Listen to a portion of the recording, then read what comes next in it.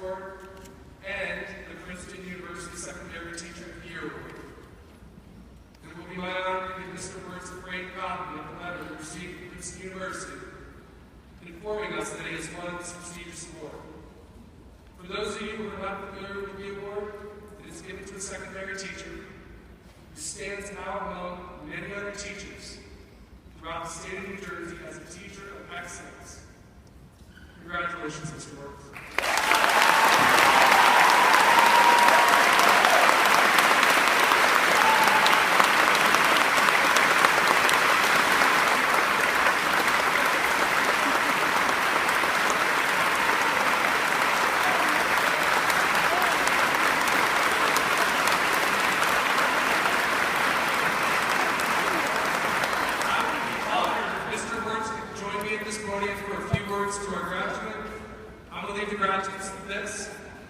Thank you, and that was a wonderful journey.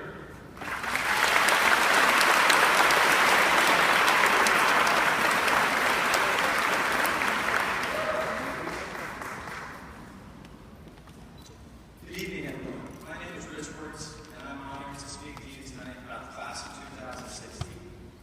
Tonight I have two things for you, a short story and a song I wrote to commemorate the history of the class of 2016. First, the true story. It starts about 12 miles from here. A story about a hardworking New Jersey teacher and two of his hardworking students. Our story starts with a student who, as a boy, had many advantages. You might call this student a rich kid, as he was lucky enough to have fine clothes, live in a nice house, and have the best private tutors that money could buy. You might even say that he was a bit spoiled. He was a child of privilege from a very prominent family. But when he entered high school, he did not rest on that privilege, but he worked very, very hard. When it came time for college, he was admitted to his first choice. He majored in philosophy and religion, and he continued to work hard there. I'm going to paraphrase a few things that were written about him. His first year, he studied excessively hard. He specifically arranged his meals so he could study 16 and occasionally 18 hours a day. And when finals came, he found that he was so far ahead of his classmates that he no longer had to study at all, and he became as lazy at the end of the semester as he was hardworking at the beginning of the semester. This rich kid graduated with distinction, and we chose him to speak at graduation, much like Anthony, Diana, and Dominique will speak today. And he would go on to attend law school. The second student might be called a poor kid, who was not blessed with the advantages of a stable home life. His elementary education was not a good one, and he came to a high school perhaps less prepared than some of his classmates who came from more privileged backgrounds. That he had recently arrived in the country as an immigrant would only make life even more challenging, but he overcame these disadvantages by working his butt off. I'll paraphrase a few things that people said about this work. He was studious and made rapid progress in the languages and every other branch of learning to which he applied himself. He was accustomed to work until midnight in summer. In summer, he would wake up at dawn and go to the quiet of a nearby cemetery, where he could often be seen studying. Using this strategy, he made rapid progress. He would sit with us and write funny rhymes for our amusement. He was always friendly and cheerful and extremely attentive to his books. The poor kid would also apply to college, but he got rejected from his first choice.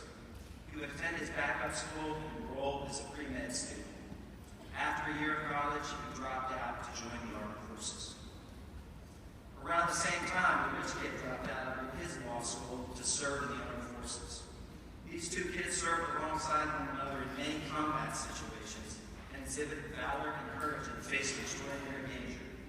They both rose through the ranks of the military, and when they left the military, they both completed their educations and became successful Wall Street lawyers.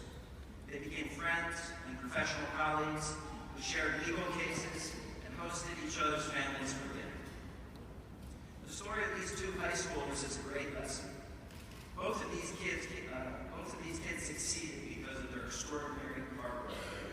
One overcame the disadvantages he was dealt, and the other one built upon the advantages he was dealt. As you leave here as graduates, your future success is determined not by your prior achievement, but your future work.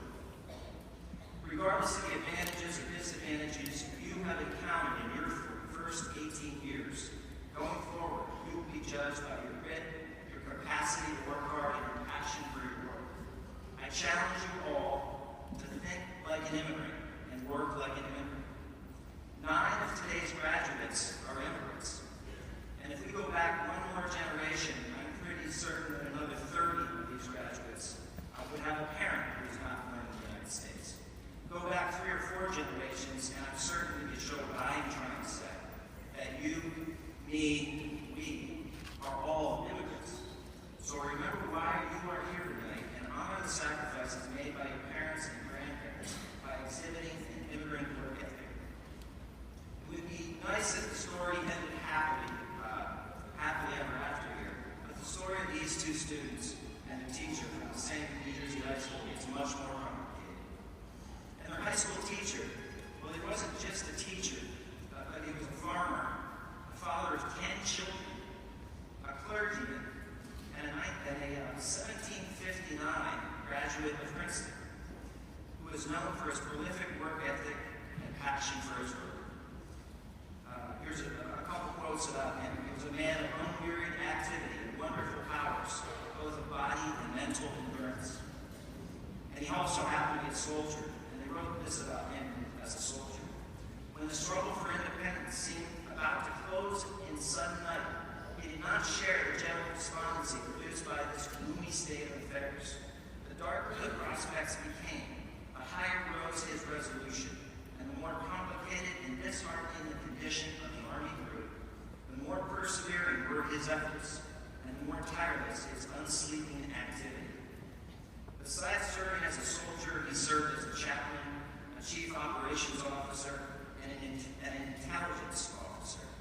The teacher's name was the Reverend James F. Caldwell, whose supreme sacrifice during the Revolutionary War would be commemorated by the church, town, and university that now bear his name and where I give this speech today. Most of James Caldwell's lessons and sermons may be forgotten, but the way he lived his life was certainly not forgotten, and he inspired a generation of students and followers to do great things. And Reverend Caldwell's student, Rich Kidd, would build upon his successful law practice and launch a very successful political career, becoming elected U.S. Senator, and he fell 1 electoral vote short of becoming the 3rd President of the United States. Reverend Caldwell's student was Aaron Burr, and Caldwell's other student, the poor immigrant kid from the same school, Elizabeth Temple Academy, in what we know as Elizabeth, New Jersey, went by the name of Alexander Hamilton, who would play a principal role in the establishment of the U.S. Constitution, become first Secretary of Treasury, and create a financial system which stitched 13 bickering properties into one nation. Now, Hamilton and Burr were once best known as war heroes and founding fathers whose paths continually crossed until they crossed for the last time in Weehawken one morning in 1804. But future generations will most likely know them best for their contribution to hip-hop. Through Lin-Manuel Miranda's musical, Hamilton. All my students know that I'm a bit of a Hamilton fan, and that I named the family cat Hamilton. That's true. Many of our students have listened to the Hamilton soundtrack over and over, memorizing the 20,000 words in its 46 songs. And I thought, how cool would it be to send the class of 2016 to see Hamilton as a graduation present? But getting a ticket to Hamilton is tough. Before I came here today, I logged stuff up and saw that the prices range from $1,000 per seat to $14,000 per seat. Now, don't get me wrong, class of 2016. I love you guys, but not that much. So I had an idea that if I couldn't bring you all to Hamilton, I would bring a little Hamilton to you tonight. I'm much cheaper, but also my rap game is much, much weaker. Now, many of these kids are wondering what my rap style is. I like to call my rap style old school. Because I'm old and I work in a school.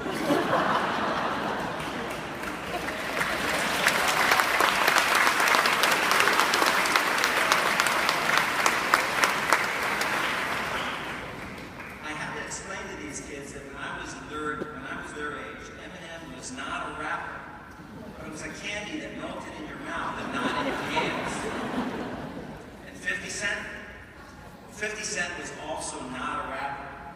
50 Cent was how much it cost to buy a pack of M&Ms. Now, writing this song, I set out to tell the dramatic story of the class of 2016. How they rose from humble beginnings, overcame obstacles like cracked iPhone screens, and data plan overages. And they went on to graduate from VHS today. The first thing I did was research. I researched the lives of the class of 2016. I found that there were some amazing similarities between Hamilton's story and theirs. For example, when Hamilton was a teenager, a hurricane wiped out the island on which he lived, leaving him and everyone on the island destitute and homeless. When tonight's graduates were in the 8th grade, a hurricane delayed Halloween trick-or-treating by 5 days. Hashtag hardship. Another similarity is one of Hamilton's biggest accomplishments, his debt assumption plan. When your parents get the bill for your first semester of college, you will have put them on a debt assumption plan. So in the next phase of my research, I set out to determine the formula for a hit hip-hop single. I hacked into Mr. Harris's Spotify account, which is loaded with hip-hop playlists. I listened to hours and hours of hip-hop. It was an eye-opening experience. It expanded my vocabulary, and I learned many new words, none of which I can repeat here tonight. But I found out that the key to writing rap is the inclusion of a countless number of shout-outs. Now, Webster's definition of a shout-out is an expression or greeting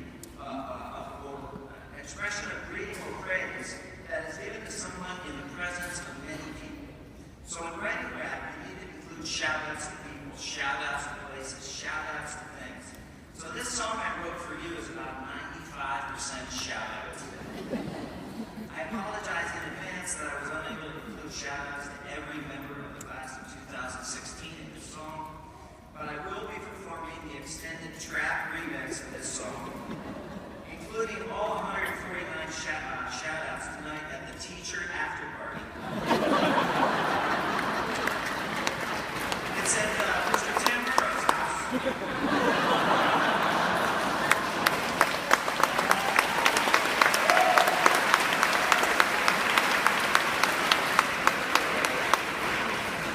Doors open at 2 a.m. and Mr. Cashel will be DJing.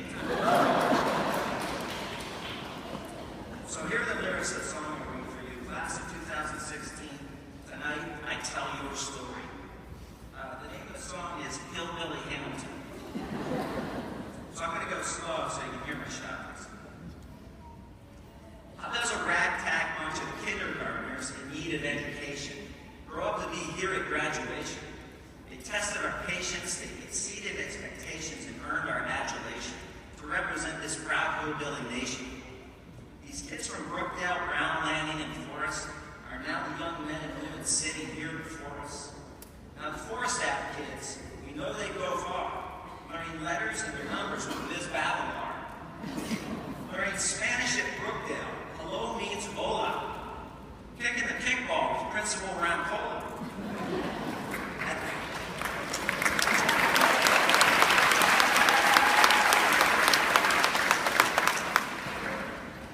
At FN Brown, second grade wasn't scary. Funny teacher named Doc, whose real name was Larry. Landing school had Principal Alabama and little squirts like Anthony Giuliano and Patrick Citrano. And on to fifth grade, it's the big dance. You're a big shot with a locker now, Brendan Morantz. Waghorn Middle School, for short it's HB. The H is for Henry. The B, you got me. You grew from a kid to a tween to a teen O like Infocino, Petrosino, and Dominique Marino. And I think it would be Mino if I left out George Tamburino. Looking forward to high school, 4 great years with Carcillo, Kuzma, and Sisa, the Three Musketeers. Verona High School got a fine new grade 9 with Anton Chris and Brian Valentine. Then it's grade 10. Practice your K-turns at the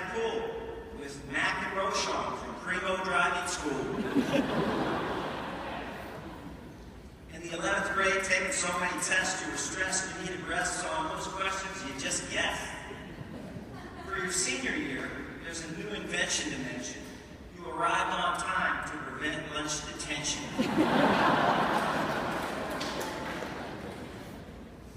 I was Masters, Horton, the Huntsicker boys, and a Robson, dropped in the middle of a suburban spot off I-280 with Fady, Kaltner, Kish, and Rams Baller.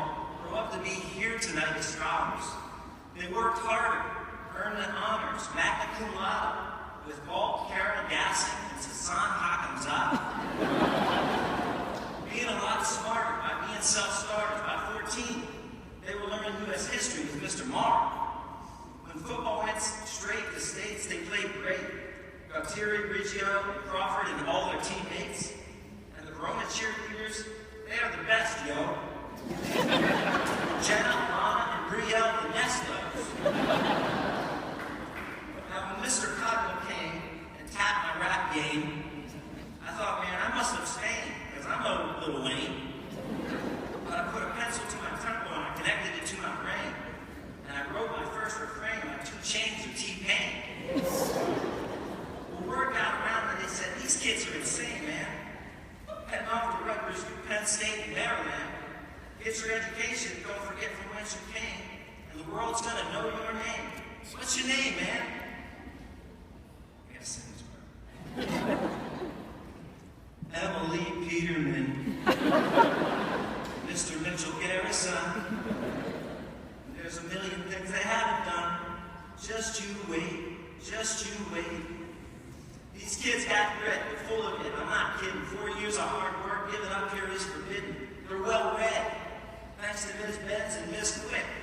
And Nurse Bush made them better as they ever got sick. Ms. Fran Young, grown as mama of drama, putting on great shows with Starr, Williams, Newkirk, and Valderrama. I think one day these spotlight players will be famous. If not, maybe another kid, like Ben Israel, Andres, or Seamus. Applications by the dozens. To the colleges you apply. Accepted to quite a few, with 1 or 2 denied. A voice saying in college, I gotta fend for myself and stop deleting and depleting all your parents' hard-earned wealth. So many students to salute you can't refute, but my time left is minute. I made you miss your bound to come up and substitute. With so many students we've all grown quite fond of, like Talia, Liana, Gianna, and Dino Calandra. Scanning for every loved one in the stands, and all your homies in the VHS band. Fail ye and note, give 110%, you see. They have a propensity for pride, passion, and intensity. The clock is ticking now. I gotta end this long oration. Your grandma has a 7:30 dinner reservation. And I really want to start my 10-week-long vacation.